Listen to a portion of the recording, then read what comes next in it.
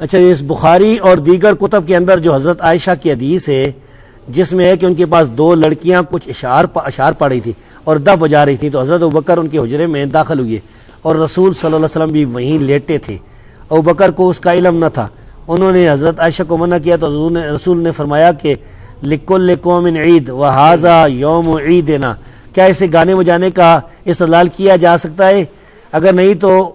جو scholar media پر آ کے استدلال کرتے ہیں ان کا جواب کیوں نہیں؟ ان کا تو جواب دیا جا چکا ہے، شاہد القصری صاحب نے ایک پوری ان کی کتاب چھپی ہوئی ہے، ان کا وہ سکالر میں سمجھ گیا آپ جس طرف اشارہ ہے غامدی کی طرف۔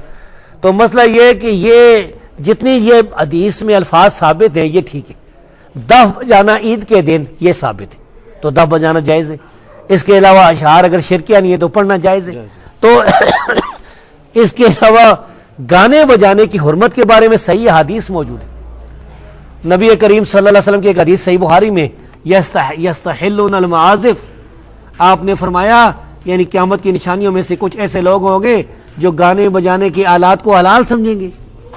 یہ صحیح بخاری میں حدیث موجود ہے، اور صحیح حدیث اس پر ابن حزم کی جرح مردود ہے۔ اس طرح یہ بھی حدیث صحیح ہے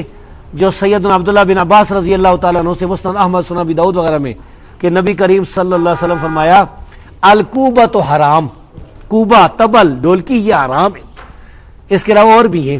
ہمارے پاس ایک کتاب بھی ہے احادیث المعازف فی المیزان، شیخ عبداللہ بن یوسف الجدیع العراقی، انہوں نے لکھی بڑی زبردست کتاب ہے، اس میں صحیح روایتیں انہوں نے کی، قرآن کریم کی آیت سے بھی استدلال کیا ہے، وَمِنَ النَّاسِ مَن یشتری لَهْوَ الْحَدِیث، اس سے بھی استدلال کیا۔